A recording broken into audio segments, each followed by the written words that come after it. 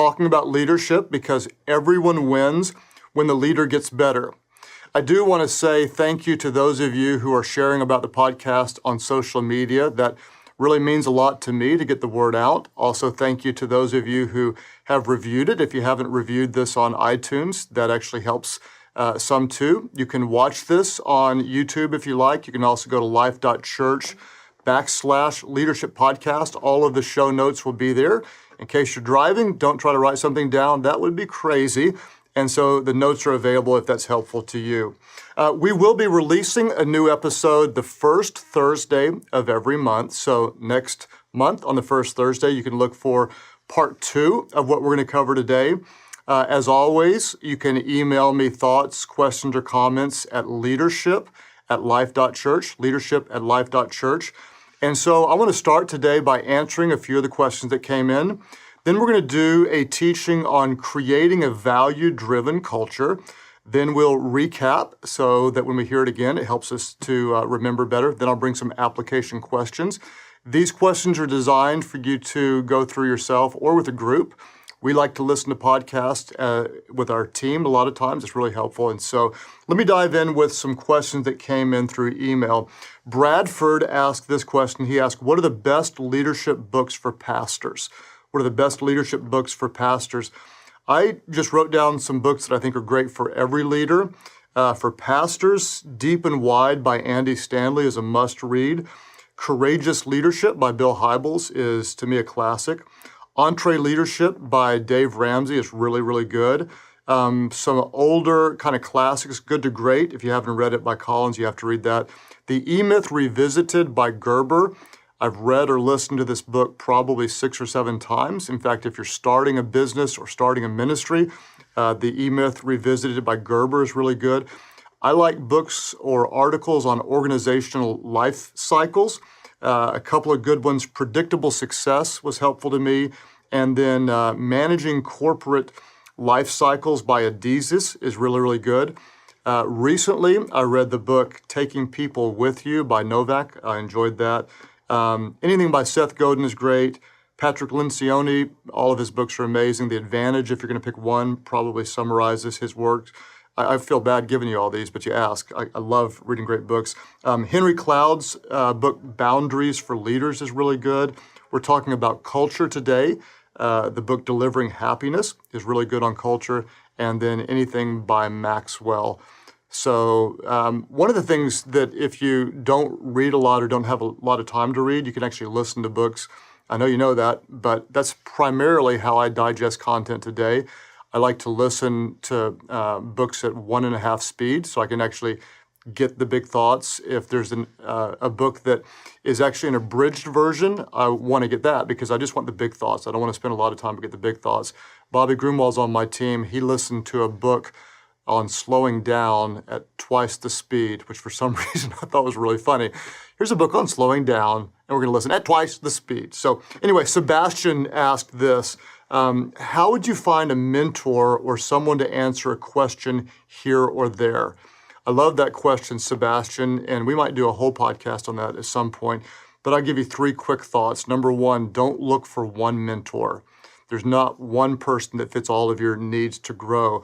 I would look for multiple mentors. I have a mentor who helps me in parenting, another person in leadership, several people in business, one person in finances, 2 couples I go to for help in marriage, and then several people I talk to about spiritual things. So don't look for one, look for targeted ones to help in specific areas. Number 2, don't ask someone to mentor you. This is just my thought. Don't do this. Why? If you ask someone, they're likely to say no because it seems like a really big investment of time and most people don't know how to do it. Just ask them to lunch or breakfast or for 20 minutes of their time, come in with questions, prepare your questions, ask your question, then shut up and let them talk, take notes, and then apply it. Number 3, embrace distant mentors. You don't have to know someone up close. With podcasts, with books, you can learn from some of the best of the best. So those are some thoughts on mentors. Let's dive in today and talk about creating a value-driven culture. How do we, as leaders, create a value-driven culture? And I'm going to spend 2 episodes on this because it's so important. And if we don't get this right, then most things aren't going to fall into the right place in our organizations. Let me start by saying this. Great ministries, great brands, restaurants, organizations, they're full of multiple intangibles. What would that mean? Like you walk in and say, this place just feels good. I love being here. This place feels right. I wish we had such and such, such and such. What they're really saying is they're saying this place, this store, this team, this church, this whatever has a great culture. That's what they're saying. They're saying, when I like it here, this place has a great culture. And we need to recognize that culture is more than the environment. It's more than the building. It's more than the colors on the walls. It's more than the signage. It's more than the cleanliness. What it is it's a bunch of intangibles that are created and guarded by the leaders. The culture is a mixture of the intangibles. It's the things that you can't necessarily put your finger on, but there's dozens or even hundreds of those things that are created and guarded by the leader. So here are some key thoughts that will be in the show notes. Healthy cultures never happen by accident. Healthy cultures never happen by accident. If you're a leader and you have kind of a hands-off mindset, you're not driving values deep, you're never going to wake up 3 years into and go, wow, we have an amazing culture. How did that happen? I have no idea. It doesn't happen by accident. Second thing is this, your culture is a combination of what you create and what you allow. We could talk for a long time about this. It's a combination of what you create and what you allow. The allow is important as well because there are certain behaviors you allow, certain things you tolerate. If you allow them, that ends up inadvertently creating the culture. Your culture is a combination of what you create and what you allow. Now, the number one force that shapes your culture is your values. Let me say it again. The number one force that shapes your culture is your values. Why? Because what we value determines what we do. Or we could say what we believe determines how we behave. Your values shape your culture. I'll tell you a story. It's a little bit long, but I hope it has value. I grew up going to a restaurant that I absolutely loved. I'm not going to tell you the real name because I'm actually going to say some bad things about this restaurant. I'm going to call it Grandma's Chicken, okay? Grandma's Chicken had amazing chicken fried steak, free rolls. I mean, it was just, I love this place. I took my kids many years ago to a Grandma's Chicken. The place was so filthy, I could barely stand it. So I thought, well, maybe this is just a bad one. And so we went to another one. I'm not going to tell you what I found in my mashed potatoes, okay? And I just determined they no longer care about quality, excellence. And so a brand that I loved and embraced, I walked away from after 2 really bad experiences. They lost that something in their culture that made them special, okay? About that time, Chick-fil-A was a newer restaurant to me in my part of the world. I went to a Chick-fil-A, came in with all of my kids, and we were trying to order. I had 6, my kids were much smaller at the time, trying to order, and the kids are kind of running around. A lady came from behind the counter, picked up one of my kids, gave him a balloon, and said, can I go set your kid down in a high chair for you? And I'm like, oh, absolutely, you can take all of them if you want to. And we ended up ordering, they ended up bringing all this stuff out. The customer service was so extraordinary that I was looking up there at the sign of the franchise owner, and I saw the person's face. I actually saw that person sitting down with people at a table. And so I just went up to the franchise owner and I said, listen, that employee you have is so amazing. Whatever you pay them, increase it. Their customer service is extraordinary. Well, oddly enough, the franchise owner said, are you Craig Groeschel? And she said, yes, I've actually seen you at a conference teaching on leadership before, and you've impacted our organization. We read one of your books, and she said, can I give you free coupons for more sandwiches? Well, I was so moved by this that I actually went back and blogged about it, the 2 different customer service experiences. So in my research, I was just curious. We got Grandma's Family Chicken, very bad culture, bad experience. Used to be good, and it's no longer good. This Chick-fil-A, extraordinary customer service beyond anything that I would ever expect in a fast food restaurant. And so I thought, I wonder what these companies value. So just for fun, I Googled Grandma's Chicken values, and I searched the internet, and guess what I found? Nothing. Now, they may be somewhere, but they're not public, and they certainly aren't visible in the organization. I Googled Chick-fil-A's values, and here's what I saw. putting customers first. Okay, wow, that happened. Drive to continuously improve, and excellence. And I'm sitting there going, well, that's exactly what I saw. Now, long story, and what's the point? The point is what you value determines what you do. If you value the right things, drive them deep into the culture, you can create a very special place that people love. If you don't have any values, if you don't communicate them clearly, if you don't drive them into the culture, then you're going to end up with grandma's chicken. What once used to be good is no longer good. So here's some thoughts. What we value determines what we do. What we value determines what we do. In our organizations, we value certain things. All the values may not be written down or clearly stated, but we all value certain things, okay? If we value survival, that may not be written on a wall, but that's really what we value. If we value survival, we will be inward looking and risk averse. That's what we'll do. If we value tradition, we're going to focus more on the past than we do on the future. If we value growth, then we might take risks or we might invest outside of our organization.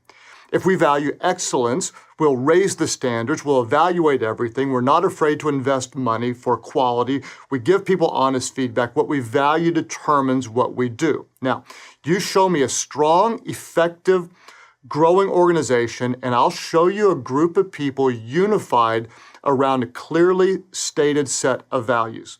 The opposite is true. You show me a struggling or mostly ineffective organization, and I'll show you an organization with unclear or unhealthy values. Why? Because your culture is a result of what you value. If, and this is really important, if you want a different culture, change what you value. If you want a different culture, change what you value. So, let's get down to the nitty-gritty. How do we allow our values to shape our culture?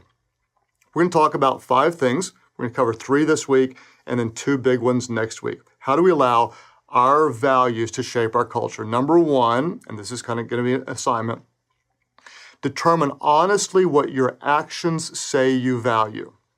Determine honestly, what do your actions say you value? Not your words, but your actions, because every organization values something.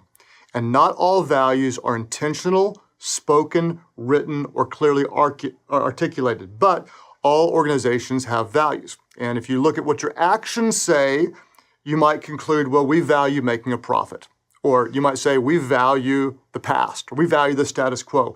Or some leaders would have to say, we value being in control, or our reputation, our building, timeliness, customer service, a quality product, the cheapest product, whatever it is. Determine honestly what your actions say you value. And here's an important thought.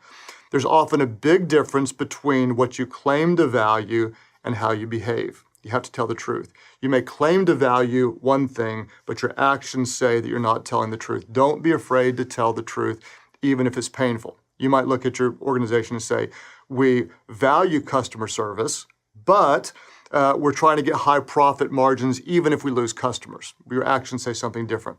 You may say we value employee satisfaction, and yet your actions say your employees don't have any ability to give you feedback and you've got high turnover.